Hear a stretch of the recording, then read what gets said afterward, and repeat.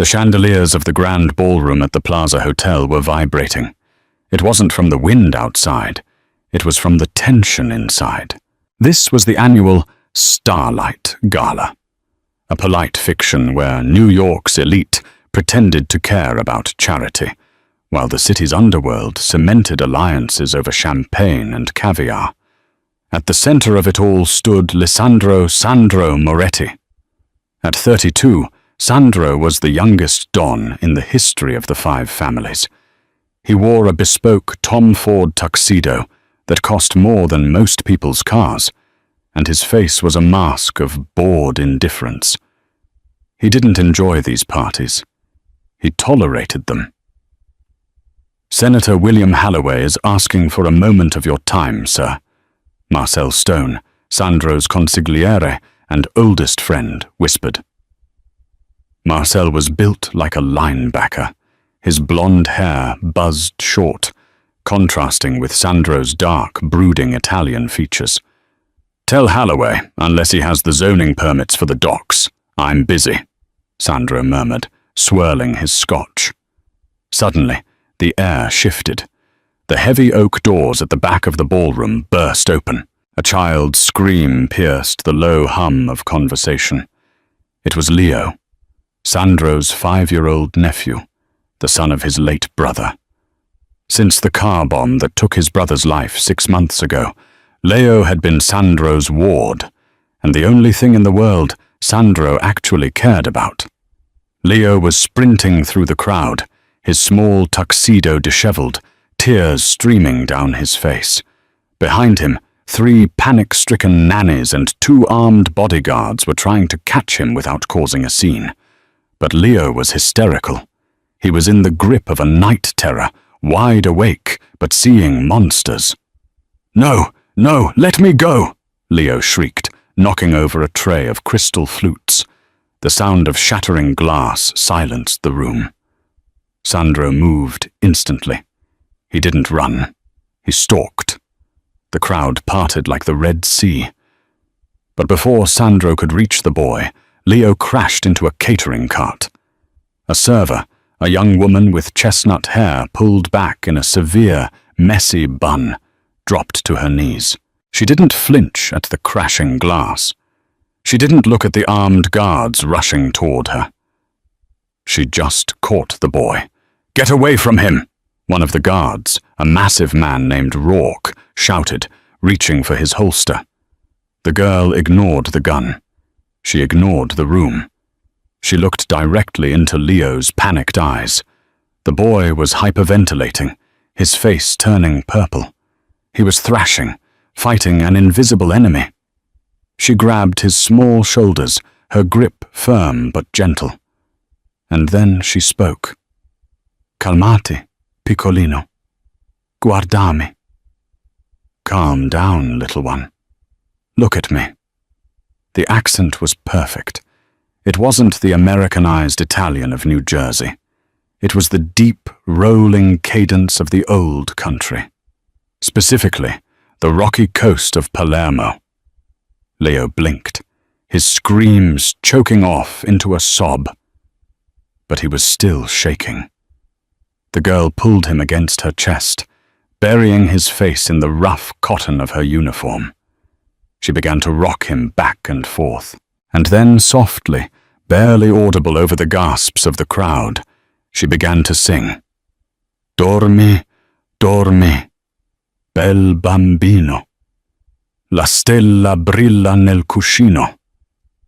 The room went dead silent. 10 feet away, Lisandro Moretti stopped dead. His heart, usually a cold engine of efficiency, slammed against his ribs. He knew that song. It wasn't a popular nursery rhyme. It was an old folk song from a tiny village called Corleone.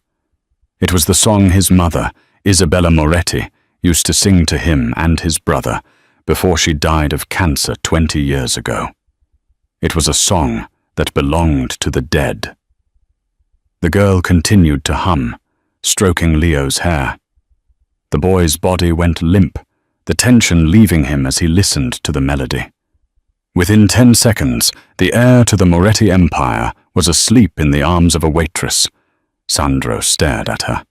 He took in the details, the fraying hem of her uniform, the way her hands shook slightly, betraying her fear, even though her voice was steady, the way she shielded the boy's head from the crowd. She looked up. Her eyes were a startling, piercing green. For a second, they locked with Sandro's dark brown ones. There was terror in her gaze, yes, but there was something else. Defiance. Marcel Stone stepped up beside Sandro, his hand inside his jacket. "Boss, should we secure the boy?" Sandro didn't blink. "Stand down." She touched the boy. "Sandro, we don't know who she is." Sandro took a step forward. The girl flinched, pulling Leo tighter. "You," Sandro said. His voice was low, a rumble of thunder. "What is your name?" The girl swallowed hard. She looked at the sleeping boy, then back at the most dangerous man in New York. "Clara," she whispered. "Clara Evans." "Clara Evans," Sandro repeated, testing the name. It sounded like a lie. It tasted like a lie. "Where did you learn that song?" Her eyes widened. She realized her mistake. She began to scramble backward, trying to hand the sleeping child to the nearest nanny. I heard it in a movie. I'm sorry. I have to get back to work." She stood up, trembling, and backed away. "Wait," Sandro commanded. But she didn't wait. She turned and bolted toward the kitchen doors. Rourke, the guard, moved to intercept her. "Grab her." "No," Sandro barked. "Let her go." The room watched in shock as the waitress disappeared through the swinging doors. Sandro looked down at his nephew, now sleeping peacefully in the nanny's arms. He touched the boy's cheek. It was wet with tears. Sandro turned to Marcel. His face was no longer bored. It was a mask of cold, predatory intent. "Marcel," Sandro said softly, "pull the security footage. Get her file from the catering company. I want to know where she lives, who she speaks to, and what she eats for breakfast." "You think she's a threat?" Marcel asked. "No," Sandro said, staring at the kitchen doors. "I think she's a ghost. That song. Nobody knows that song, Marcel. Find everything about her, tonight." 3 hours later, the penthouse of the Moretti Tower was silent, save for the hum of the high-end servers cooling in the corner. Sandro stood by the floor-to-ceiling window, looking out over the grid of Manhattan. He held a glass of bourbon, but he hadn't taken a sip. Behind him, Marcel Stone was typing furiously on a tablet. The best private investigators in the city, men like Detective Roy Miller, a retired NYPD legend on the Moretti payroll, had been working for 2 hours. "Well?" Sandro asked, not turning around. "It's clean," Marcel said. He sounded frustrated. "Too clean." Sandro turned. "Explain." Marcel projected a file onto the smart glass of the wall. A photo of the girl, Clara Evans, appeared. It was a copy of her driver's license photo. She looked plain, tired, and completely unremarkable. Clara Evans, age 24. Works for Elite Catering as a freelance server. Also works part-time at the New York Public Library as a restoration assistant for old manuscripts. Lives in a studio apartment in Queens, pays taxes, no criminal record, no parking tickets, nothing. Sandro narrowed his eyes. Parents? Died in a car crash in Ohio 6 years ago. Only child. Convenient, Sandro muttered. Dig deeper. I did, Marcel said, standing up and pacing. I ran her social security number through the back-end channels. Sandro, The number was issued 5 years ago. Before that, Clara Evans didn't exist. Sandro walked to the screen, staring at the face of the girl. A forged identity. A masterpiece of a forgery, Marcel corrected. The kind you buy from the government, not the black market. Witness protection or espionage? She's not a Fed, Sandro said, shaking his head. A Fed wouldn't have known a Sicilian lullaby from 1950. A Fed wouldn't have looked at me the way she did. How did she look at you? Like she knew exactly who I was, Sandro whispered, and she hated me.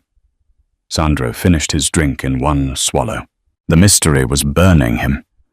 He needed answers. He needed to know why a woman with a fake name and a ghost's history was singing his mother's song to his nephew. "Where is she right now?" Sandro asked. "Her shift at the library started 20 minutes ago. It's the late shift. They're closed to the public." Sandro adjusted his cufflinks. "Bring the car." "You're going to a library?" Marcel asked, raising an eyebrow. "Boss, if she's an assassin, if she was an assassin, Leo would be dead." Sandro cut him off. "She saved him. That makes her complex, and I like complex." The New York Public Library at night was a cathedral of shadows. The vast reading rooms were empty, the rows of books standing like silent sentinels. Clara Evans sat in the basement restoration lab, a magnifying glass in one hand and a scalpel in the other. She was working on a 17th century map of Italy, carefully removing mold spores. Her hands were steady now, but her heart was still racing. "Stupid," she scolded herself. "Stupid, stupid, stupid." She had spent 5 years building this wall of invisibility, 5 years dyeing her hair, wearing baggy clothes, affecting an American accent, and keeping her head down. She was Clara Evans. She was nobody. And in one moment of weakness, one moment of pity for a crying child, she had shattered it. She had seen Lisandro Moretti's eyes. She knew that look. It was the look of a wolf catching a scent. "I have to run," she thought. "I have to pack tonight. Texas, maybe. Or Canada." She heard a sound. It was the soft click of the electronic lock on the basement door, a sound that shouldn't happen. The security guard, old Mr. Henderson, always knocked loudly. Clara froze. She set the scalpel down. She reached into her bag beneath the desk and wrapped her fingers around a small canister of pepper spray. It was pathetic protection against the men she feared, but it was all she had. She heard footsteps, leather on polished concrete, slow, deliberate, heavy. "Working late, Miss Evans?" The voice echoed through the stacks. It was deep, rich, and terrifying. Clara spun around. Lisandro Moretti was standing at the end of the aisle. In the dim light of the restoration lab, he looked like a dark prince. He was wearing a long black wool coat over his suit, his hands in his pockets. "The library is closed," Clara said. Her voice wavered, just a fraction. "I have a library card," Sandro said, walking closer. He moved with a predator's grace, silent and smooth. He stopped 5 feet away from her desk. He towered over her. The smell of expensive scotch and sandalwood filled the small space. He looked at the map on her desk. "Italy," he noted. "Fitting." "What do you want?" Clara asked, gripping the pepper spray. "I want to know who you are," Sandro said. He placed both hands on her desk and leaned in. "Because we both know Clara Evans is a ghost story you tell the IRS. Clara's heart hammered against her ribs. "I don't know what you're talking about. Please leave or I'll call the police." Sandro laughed. It wasn't a happy sound. "The police? I own the precinct captain. Call him. He'll ask if I want sugar in my coffee while I wait for you to be arrested for identity fraud." Clara stood up, backing away until her spine hit the bookshelf. "Why are you doing this? I helped your nephew." "You did," Sandro admitted. His expression softened just for a nanosecond before hardening again. "You calmed him when no one else could. With a song." He stepped around the desk. He was in her personal space now. She could feel the heat radiating off him. "Where did you learn the Nina Nana, Clara?" he whispered. "I told you," she lied, her breath hitching. "I heard it in a movie." "Liar." Sandro reached out. Clara flinched, raising her hands to protect her face. But he didn't strike her. His hand moved to her hair. He pulled the pins holding her severe bun. Her chestnut hair cascaded down her shoulders. He studied her face, looking past the lack of makeup, past the fear. He was searching for something. "You speak the dialect of Palermo," he said. "You have the hands of an artist, not a waitress. And you look at me like you're waiting for a bullet." Sandro trapped her against the bookshelf, his arms on either side of her head. He wasn't touching her, but he was surrounding her. "My enemies are everywhere," Sandro said quietly. "If you are a spy sent by the Russo family, tell me now, and I will make your death quick. If you lie to me, I will make it last a week." "I'm not a spy," Clara cried out, tears pricking her eyes. "I'm nobody. I just want to be left alone." "Nobody is nobody," Sandro growled. Suddenly, Clara's phone buzzed on the desk. The screen lit up. It was a text message. Sandro glanced at it. His eyes narrowed. The text was from an unknown number. It read, "Run. They found you." The atmosphere in the room changed instantly. The curiosity in Sandro's eyes vanished, replaced by combat readiness. "Who is that?" Sandro demanded. Before Clara could answer, the glass of the high basement window shattered. A small canister rolled across the floor, hissing. "Gas!" Sandro shouted. He didn't think. He didn't hesitate. He grabbed Clara by the waist, lifting her off her feet, and threw them both behind the heavy oak desk just as the canister exploded, filling the room with white, choking smoke.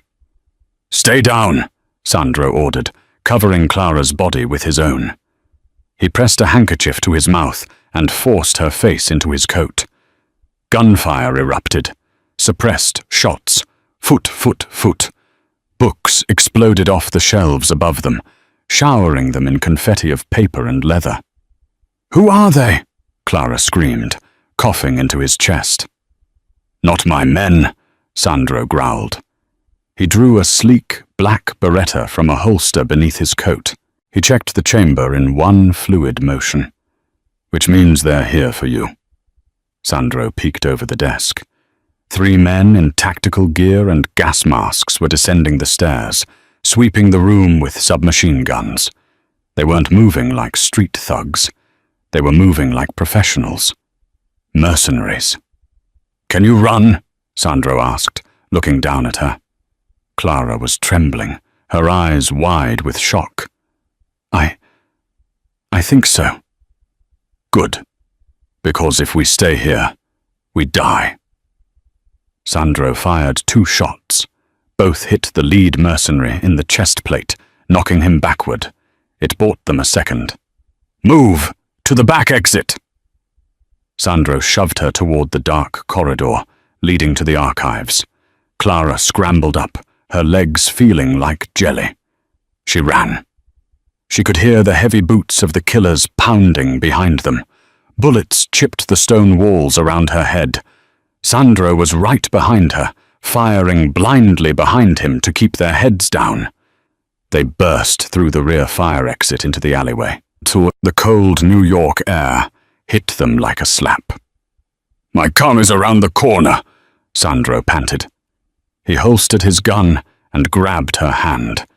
His grip was iron. Don't let go." They sprinted down the alley. A black SUV screeched to a halt at the mouth of the alley. For a second, Clara thought it was the killers, but the window rolled down. It was Marcel. "Get in!" Marcel roared. Sandro threw the back door open and practically tossed Clara inside, diving in after her. Go! The SUV peeled out, tires smoking, just as the mercenaries burst into the alley and opened fire.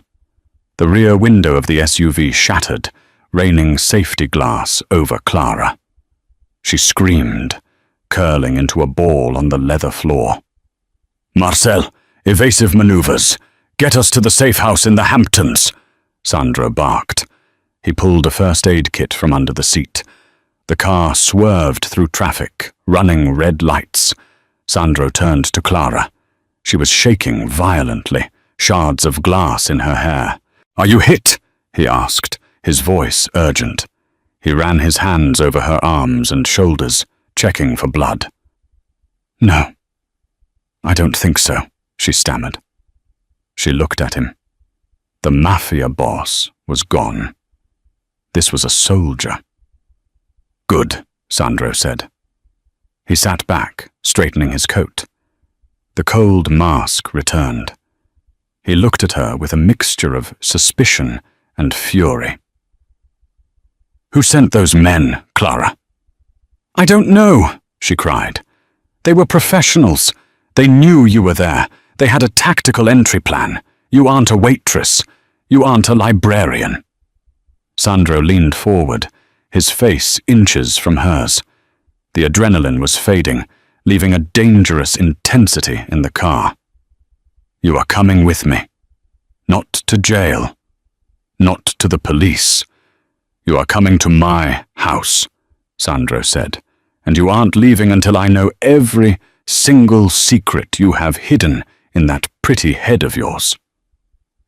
Clara looked out the broken window at the blurring city lights. She realized with a sinking heart that she had jumped out of the frying pan and into the fire. She had escaped the assassins, but now she was the prisoner of Lisandro Moretti. And the worst part was, she knew exactly who he was. She had known since the moment she saw him at the gala. "He doesn't remember me," she thought. "He was just a boy then. But if he finds out who my father was, he won't just interrogate me. He'll kill me himself." Clara closed her eyes and leaned her head back against the seat. "I won't talk," she whispered. Sandro looked at her, his expression unreadable in the shadows of the car. "They all talk eventually, Clara. It's just a matter of how much pain it takes." The safe house wasn't a house. It was a fortress of glass and steel, perched on the edge of a cliff in Montauk, overlooking the churning black Atlantic Ocean. The salt spray coated the floor-to-ceiling windows, making the outside world look like a watercolor painting of a storm. Sandro dragged Clara into the foyer. The floors were heated marble, a stark contrast to the freezing wind outside. He released her arm, and she stumbled, catching herself on a console table. "Marcel," Sandro barked without looking back. "Lockdown protocol. Nothing comes in or out. Activate the perimeter sensors, and get Dr. Aris on the line." "I don't need a doctor," Clara said, her voice shaking. She was hugging her chest, shivering from the shock. "You're bleeding," Sandro said flatly. He pointed to her arm. The sleeve of her catering uniform was torn, and a dark stain was spreading. A graze from a bullet or a cut from the glass. She hadn't even felt it. "Sit," Sandro commanded, pointing to a leather armchair in the center of the sunken living room. Clara sat. She had no energy to fight. She watched as Sandro stripped off his ruined coat and tossed it onto a chair. He rolled up the sleeves of his white dress shirt, revealing forearms corded with muscle and covered in faint scars. He looked less like a businessman now, and more like a brawler. He returned with a first aid kit and a bottle of vodka. He poured a generous amount of vodka into a glass and handed it to her. "Drink." "I don't drink," she whispered. "It's for the shock. Drink." She took a sip, coughing as the liquid burned her throat. Sandro knelt in front of her. For a man who ordered deaths for a living, his hands were surprisingly gentle as he cut away her sleeve with a pair of medical scissors. "It's just a graze," he muttered, inspecting the wound. "Glass shard. I need to pull it out. This will hurt." He didn't count to 3. He just moved. With a pair of tweezers, he extracted a long splinter of glass from her bicep. Clara gasped, biting her lip so hard she tasted blood, but she didn't scream. Sandro looked up at her, pausing. He was close enough that she could see the flecks of gold in his dark irises. He was impressed. Most men would have screamed. "You take pain well," Sandro observed, dabbing the wound with antiseptic. "That's not something a librarian learns in the stacks." "I'm clumsy," Clara lied, her breath hitching. "I get hurt a lot." "Another lie," Sandro said softly. He bandaged her arm with efficient, practiced movements. "You move like someone who has spent her whole life looking over her shoulder. You recognize the sound of a suppressor before the shots hit the books. You knew to keep your head down in the car." He finished the bandage and stood up, towering over her again. The intimacy of the medical moment vanished, replaced by the interrogation. "Who are you really, Clara?" Clara looked at the fireplace, refusing to meet his eyes. "I told you, I'm nobody." "Marcel found nothing on you," Sandro said, pacing the room. "No parents, no history, just a ghost created 5 years ago. That costs money, real money. Or it costs influence." He stopped pacing and turned to her. "The men who attacked us, they were Spetsnaz trained, Russian mercenaries. They don't get out of bed for less than 100 grand. Why is the Russian mob spending a fortune to kill a restoration assistant?" "I don't know," Clara insisted, though her voice was barely a whisper. "Are you the mistress of a rival don? Did you steal something? Or—" Sandro stepped closer, his voice dropping to a dangerous octave. "Are you a loose end?" Clara closed her eyes. She was so tired. "If I tell you, you'll kill me." Sandro laughed, a dry, humorless sound. "Clara, if I wanted you dead, I would have left you in that library. I saved you. That buys me the truth." "You didn't save me for me," she snapped, her temper flaring. "You saved me because I'm a puzzle you want to solve. You're Lissandro Moretti. You don't do charity." Sandro froze. "You know my name. You knew it at the party. Everyone knows who you are." "No," Sandro shook his head. "You looked at me with recognition, deep recognition. Have we met?" Clara stayed silent. Sandro sighed. He walked over to a sideboard and poured himself a drink. "Fine. Play your games. But we are stuck here until Marcel clears the threat. And in this house, I am God.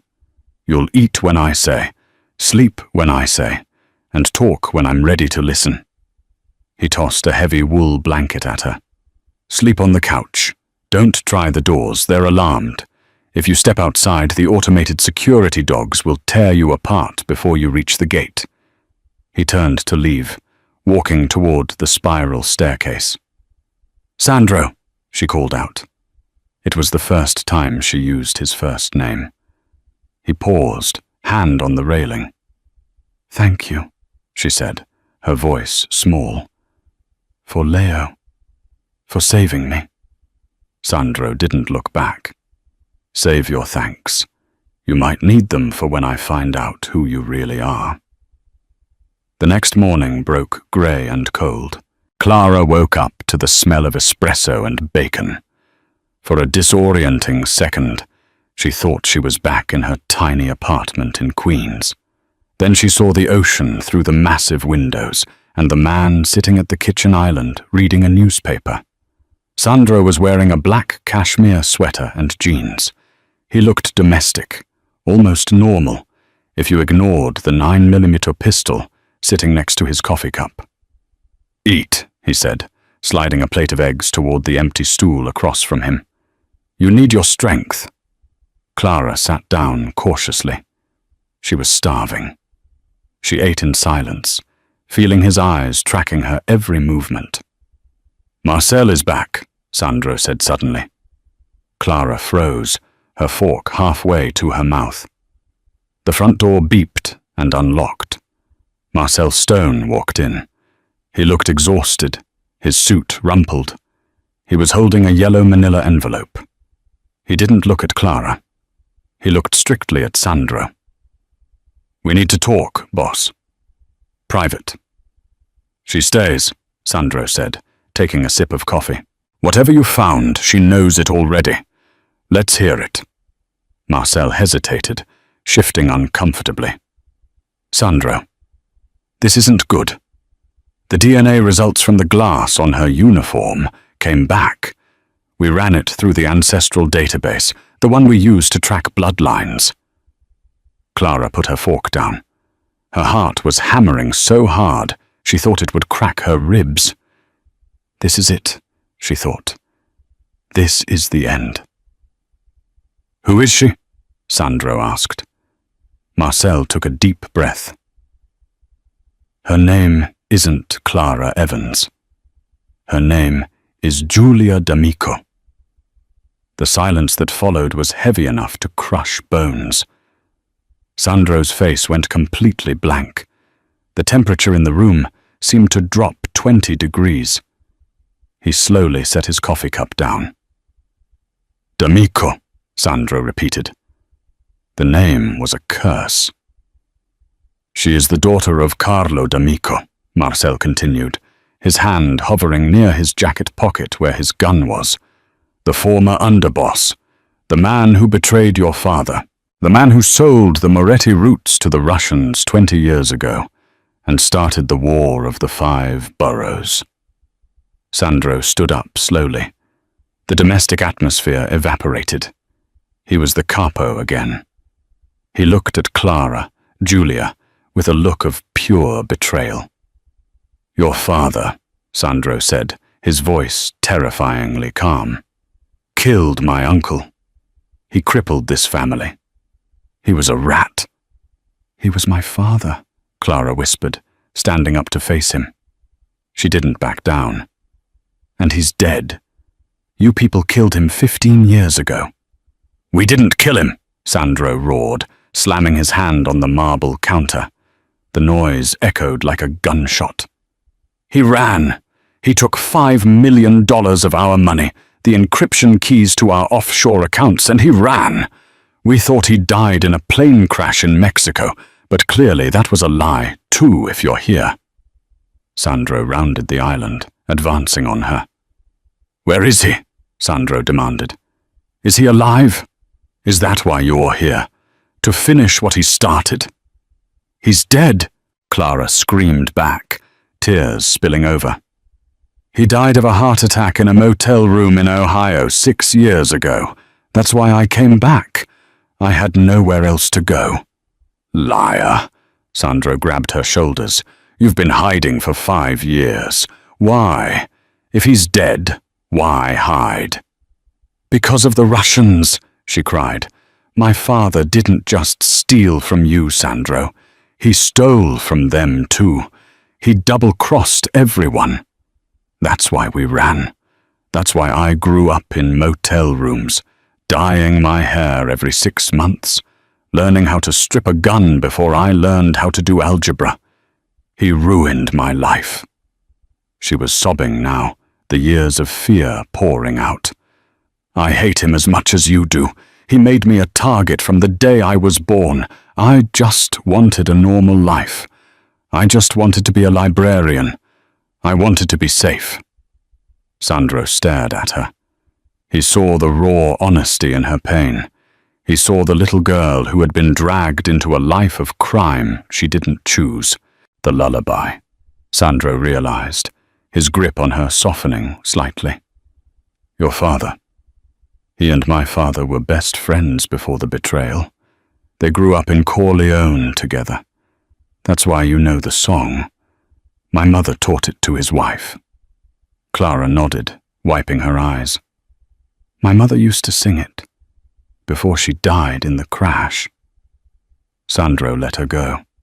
He stepped back, running a hand through his hair. He was conflicted.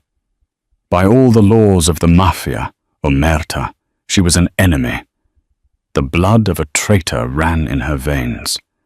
He should hand her over to the commission, or kill her himself to send a message. But he remembered how she held Leo. He remembered the fierce protection in her eyes at the library. The Russians found you, Marcel said, breaking the tension. That's why the mercenaries were at the library. They don't want her dead, Sandro. They want to capture her. Why? Sandro asked. Because, Clara said, her voice trembling. She reached into her blouse and pulled out a necklace. It wasn't a locket.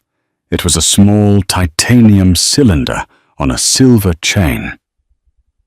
My father gave me this on his deathbed, she said. He told me to never take it off. He said it was his insurance policy. Sandro took the necklace. He unscrewed the cylinder. Inside was a tiny, high-tech microchip. The ledger, Sandro whispered. The list of every corrupt politician, every dirty judge, every offshore account the Russians have. Carlo stole their leverage. That chip is worth $1 billion, Marcel said, his eyes widening, and it's a death sentence for anyone holding it. Sandro looked at the chip, then at Clara. You're not just a loose end, Julia, Sandro said. You're a nuclear bomb. I don't want it, she said. Take it, burn it. Just let me go. Sandro closed his fist around the chip. He looked at her, really looked at her. He saw the strength beneath the fear. I can't let you go, Sandro said. If you leave this house, you're dead within an hour. The Russians know you have it. So what do we do? She asked. Sandro's eyes darkened. We stop running. We use this. We draw them out. Suddenly, the house shook. A dull boom echoed from the front gate. The lights flickered and died. Marcel pulled his gun instantly. They're here. They breached the perimeter. Sandro looked at the security monitors. They were black. How did they find us? Clara gasped. They didn't track you, Sandro realized, looking at the chip in his hand. They tracked this. The chip has a passive GPS. Your father, he made sure you could never truly hide. Sandro looked at Clara. There was no anger left, only resolve. He grabbed her hand, pulling her toward the hidden armory behind the bookshelf. Marcel, get to the rifles, Sandro ordered. Julia, stay behind me. My name is Clara, she said, her voice firm despite the chaos. Sandro looked back at her. A ghost of a smile touched his lips. If we survive this, Clara, he said, I'm going to buy you a new name. But right now, you need to shoot like a D'Amico. He handed her a Glock 19. Do you remember how to use it? Clara checked the magazine, racked the slide, and held the weapon with perfect form. Her green eyes were cold. Aim for the center mass, she said. Double tap. Sandro nodded. Good girl. The first window shattered in the kitchen. A canister of tear gas rolled across the floor. Masks! Sandro shouted, tossing a gas mask to Clara. She pulled it on, the rubber seal tight against her face. The world narrowed to the sound of her own breathing and the muffled chaos around her. Gunfire erupted from the front of the house. Marcel was holding the hallway with an AR-15, suppressing the entry team. Back door, Sandro signaled. He and Clara moved through the shadows of the living room. Figures in black tactical gear were rappelling down the cliffs, smashing through the rear glass overlooking the ocean. Sandro didn't hesitate. He fired. Bang! Bang! 2 men dropped from the ropes, falling into the sea below. "Cover left!" Sandro yelled. Clara spun to her left. A mercenary was climbing over the balcony railing, raising a submachine gun. She didn't think. Instinct, drilled into her by a paranoid father during her childhood in motel rooms, took over. She squeezed the trigger. The recoil jarred her wrists. The mercenary jerked backward and fell over the railing. She had just killed a man. She felt bile rise in her throat, but she swallowed it down. Him or me, she told herself. Him or Sandro. They fell back to the library. The house was being overrun. There were too many of them. "We can't hold the ground floor," Marcel yelled, retreating into the room. He was bleeding from a cut on his forehead. "There's at least 20 of them. It's a kill squad." "To the panic room," Sandro ordered. "Basement." They sprinted for the hidden door behind the fireplace. Sandro pushed Clara in first, then Marcel. Sandro stayed at the threshold, firing a final volley to slow down the pursuers. He slammed the steel door shut and spun the locking wheel. The sounds of gunfire became dull thuds. The panic room was small, lined with concrete, stocked with water, weapons, and monitors. Sandro ripped off his mask. He was sweating, his eyes wild. He looked at Clara. She was huddled in the corner, still holding the gun, her hands shaking uncontrollably now that the action had paused. He walked over to her and knelt down. He gently took the gun from her hands and set it on the floor. "You did good," he said, his voice rough. "You did good, Clara." "I killed him," she whispered. "You saved us," Sandro corrected. He took her face in his hands. His thumbs brushed away the tears on her cheeks. "Listen to me. We are going to get out of this." "How?" Marcel asked, checking the ammo count. "We're trapped. They'll drill through the door eventually, or they'll burn the house down." Sandro looked at the microchip still clutched in his pocket. "They want the chip," Sandro said, "so we give it to them." "What?" Clara asked. "But you said it's their leverage." "It is," Sandro said. He moved to the panic room's computer terminal. "Marcel, is the satellite uplink active?" "Yes." "Good." Sandro inserted the chip into a reader. "I'm going to upload the contents of this chip to the FBI, the New York Times, and the Interpol servers. I'm setting a timer, 5 minutes. If you do that, the Russians lose everything," Marcel said. "They'll kill us all out of spite." "No," Sandro said, a cruel smile playing on his lips. "If I do that, the Russians have bigger problems than us. They'll have to flee the country immediately. They won't have time to kill us." He began typing furiously. "I need to buy time for the upload," Sandro said. "I'm going out there." "No!" Clara grabbed his arm. "You can't. There are too many of them." Sandro looked at her. The intensity in his gaze made her breath catch. "I am the Don of the Moretti family," he said. "This is my house, and nobody touches what is mine." He leaned in. For a second, Clara thought he was going to kiss her. The air between them crackled with electricity, but he just pressed his forehead against hers. "Watch the upload bar," he whispered. "When it hits 100%, you open the door, not before." He grabbed an assault rifle, checked the magazine, and turned to the wheel of the door. "Sandro, don't!" she begged. He looked back one last time. "Find everything about her," he quoted his own order from the night before. "I'm glad I did." He spun the wheel and kicked the door open, charging back into the smoke-filled house with a roar of defiance. The door slammed shut behind him. Clara watched the monitor. She saw Sandro moving like a demon through the smoke, taking down mercenary after mercenary. But there were too many. She saw him take a hit to the shoulder. He stumbled but kept firing. "Come on," she pleaded with the computer screen. "Upload! Come on!" Uploading. 85%. 90%. On the screen, she saw a massive Russian man, the leader, step out of the shadows behind Sandro. He raised a shotgun. "Sandro!" Clara screamed, though he couldn't hear her. Uploading.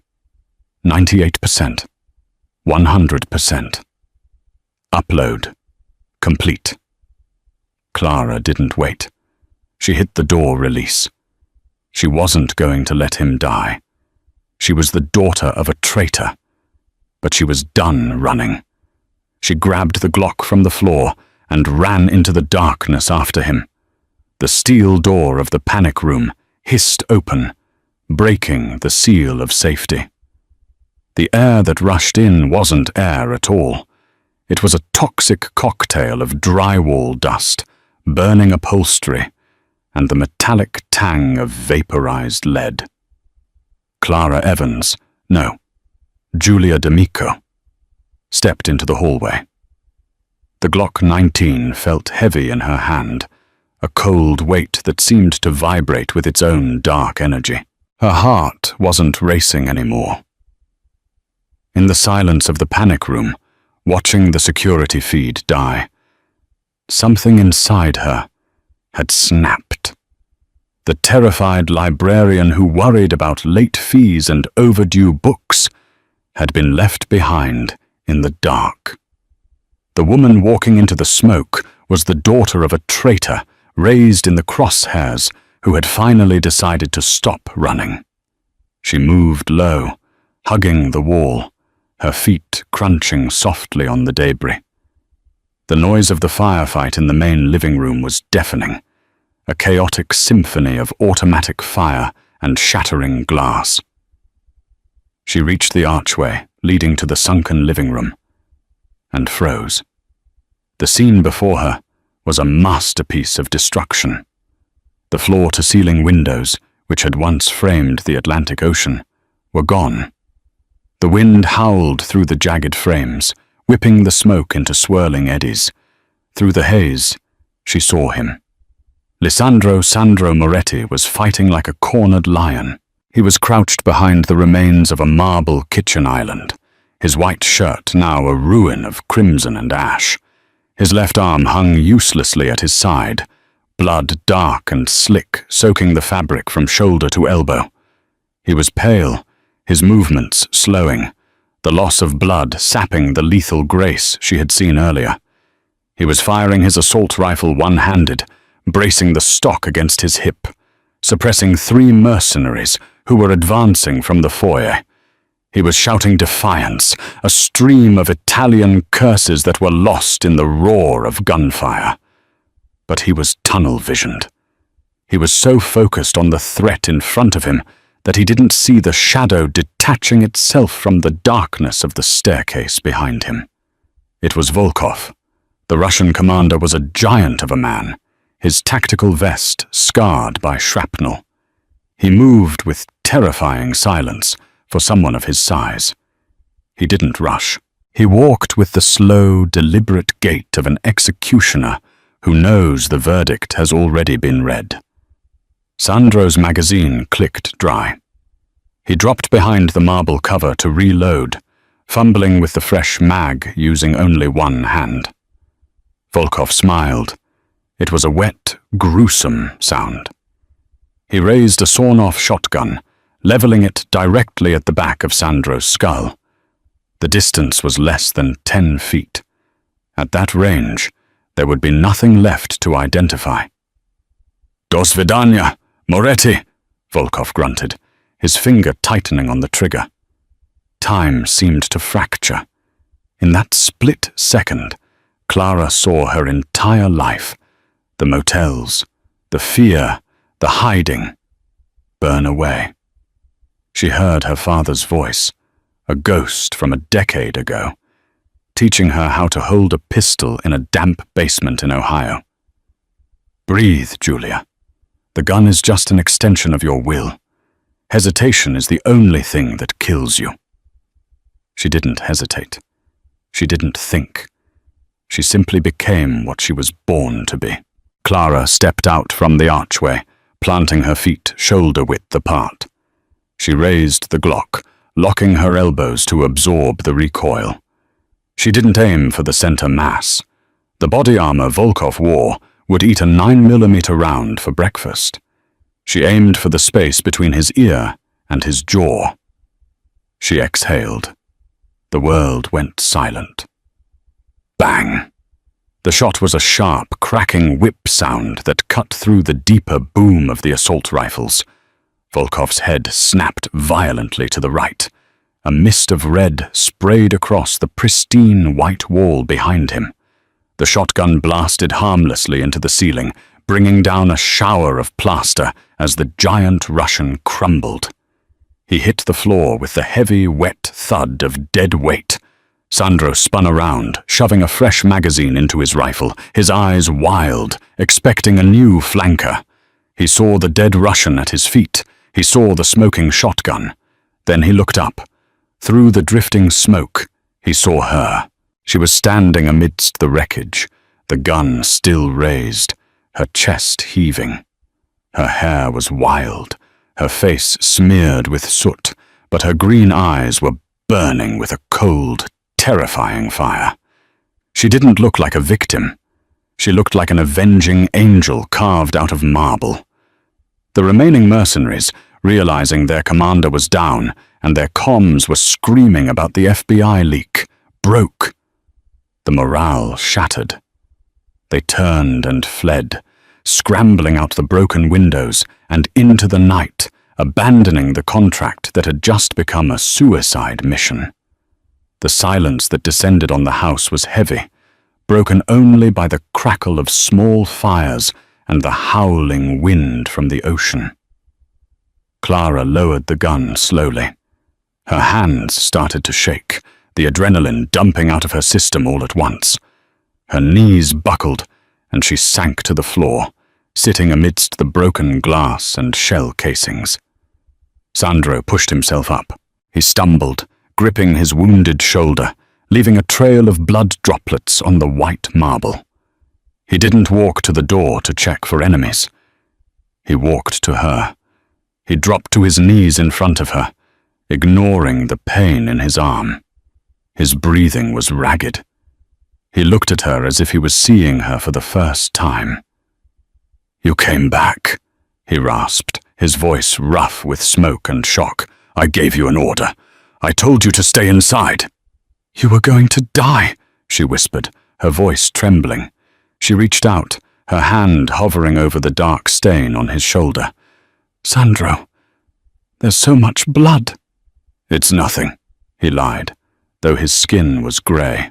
He caught her hand, pressing her palm against his chest, right over his heart. It was beating like a war drum. "Why, Julia, you could have waited until he killed me. You could have walked away free. The Russians would have been satisfied with my head." She looked at him, and the last remnants of Clara Evans vanished. "Because I'm tired of running," she said, her voice gaining strength.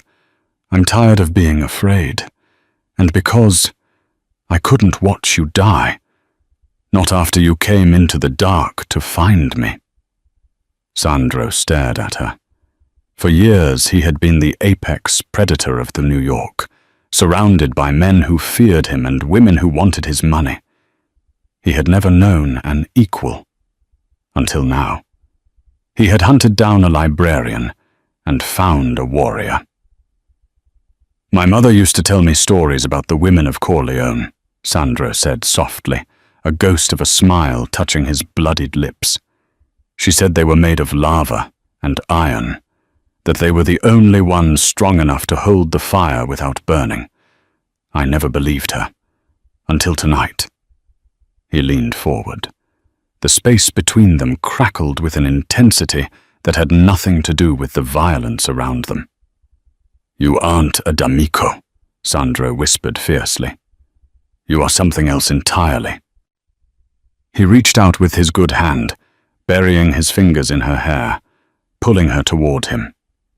Clara didn't pull away. She surged forward, meeting him halfway. He kissed her. It wasn't soft. It wasn't gentle. It was a collision. It tasted of copper, smoke, and desperation. It was a kiss that sealed a pact between two survivors. Sandro kissed her like he was trying to breathe her into his soul, and Clara kissed him back with a hunger she hadn't known she possessed. They broke apart, gasping, their foreheads resting against each other. The barrier of lies, fake names, and family feuds had been obliterated by the bullet she put in Volkov's head. "Boss!" Marcel's voice shattered the moment. The consigliere limped out of the hallway, holding his side. He stopped dead when he saw them, the Don and the target, kneeling in the wreckage, bound together by blood and gunpowder. "The police scanners are lighting up," Marcel said urgently. "SWAT is 5 minutes out. The chopper is landing on the lawn now. We have to go, Sandro. If we're here when the feds arrive, the leak won't matter. We'll all be in cuffs." Sandro nodded slowly. He winced as he stood up, offering his good hand to Clara. She looked at his hand. She looked at the ruined house. She knew what taking that hand meant. It meant leaving the daylight world forever. It meant stepping into the shadows where Lissandro Moretti ruled. It meant danger, power, and never being normal again. She didn't even blink. She took his hand and pulled herself up. "The life of Clara Evans is dead," Sandro said, his voice low and possessive, staring into her eyes. "The Russians will know what you did. They will never stop hunting you, even with their secrets exposed. You understand that. There is no going back to the library." "I know," she said. She looked down at the Glock still gripped in her other hand. She didn't want to put it down. It felt like part of her now. "Come with me," Sandro said. "Come back to the city. Take your rightful name. Stand beside me." Clara looked at the man who had terrified her at the gala just 24 hours ago. Now he was the only thing in the world that made sense. "Only if you promise me one thing, Sandro," she said, her chin lifting defiantly. "Name it. Anything within my power." A slow, dangerous smile spread across her face, a smile that belonged to the daughter of a gangster. "Teach me how to shoot the assault rifle," she said, nodding toward the weapon he had dropped. "Next time, I don't want to use a pistol." Sandro threw his head back and laughed, a loud, genuine sound of delight that echoed off the ruined walls. He squeezed her hand tight. "Whatever the Queen wants," the Don promised, looking at her with absolute adoration. "The Queen gets." They turned and walked out through the shattered wall, stepping over the debris, moving toward the deafening roar of the waiting helicopter. The wind whipped their clothes, and the sirens wailed in the distance, but neither of them looked back. They were walking into the storm together, and for the first time in their lives, neither of them was afraid. And that is the story of how a simple lullaby started a war and ended with a romance born in blood. Sandro Moretti found the only woman dangerous enough to be his equal, not in a rival crime family, but hiding in the stacks of the public library.